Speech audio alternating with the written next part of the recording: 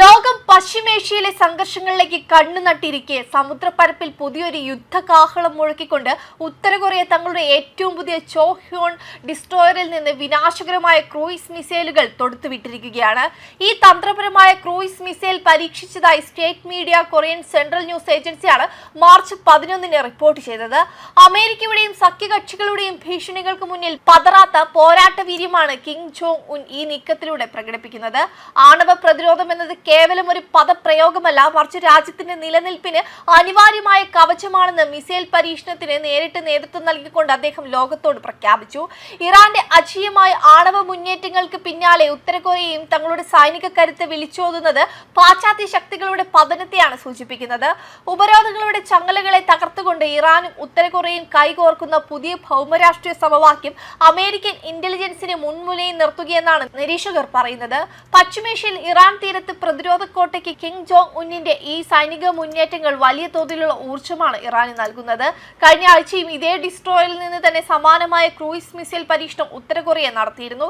ഔദ്യോഗിക മാധ്യമങ്ങൾ പുറത്തുവിട്ട ചിത്രങ്ങളിൽ കിം ജോങ് ഉന്നിന്റെ മകൾ കിം ജു എയും ഈ പരീക്ഷണത്തിന് സാക്ഷിയായിരുന്നുവെന്ന് കാണുന്നുണ്ട്.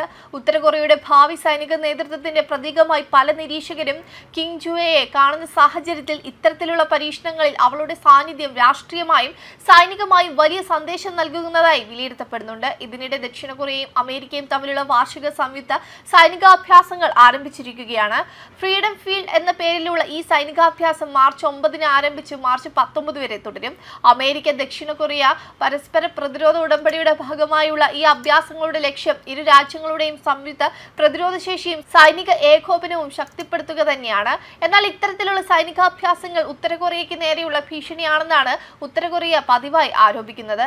ഇറാൻ അമേരിക്ക യുദ്ധം പശ്ചിമേഷ്യയിൽ രൂക്ഷമാവുന്നതിനിടെ മറ്റൊരു നിർണായക നീക്കവുമായി അമേരിക്ക നടത്തിയതായാണ് റിപ്പോർട്ടുകൾ. അമേരിക്കയുടെ താഡ് മിസൈൽ പ്രതിരോധ സംവിധാനത്തിന്റെ ചില ഘടകങ്ങൾ ദക്ഷിണ കൊറിയയിൽ നിന്ന് പശ്ചിമേഷ്യയിലേക്ക് മാറ്റിയതായി വാഷിംഗ്ടൺ റിപ്പോർട്ട് ചെയ്തിട്ടുണ്ട്.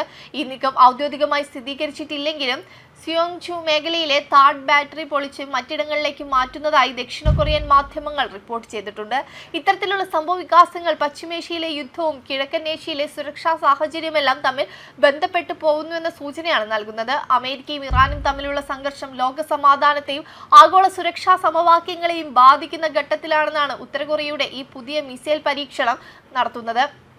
താഡ് പോലുള്ള പ്രതിരോധ സംവിധാനങ്ങൾ മറ്റിടങ്ങളിലേക്ക് മാറ്റുന്നതിലൂടെ കൊറിയൻ ഉപദ്വീപിലെ സുരക്ഷാ സമവാക്യത്തിൽ താൽക്കാലിക മാറ്റങ്ങൾ ഉണ്ടാകാമെന്നാണ് ചില സുരക്ഷാ വിദഗ്ധർ മുന്നറിയിപ്പ് നൽകുന്നത്. വെബ് ഡെസ്ക് കർമ്മ ന്യൂസ്.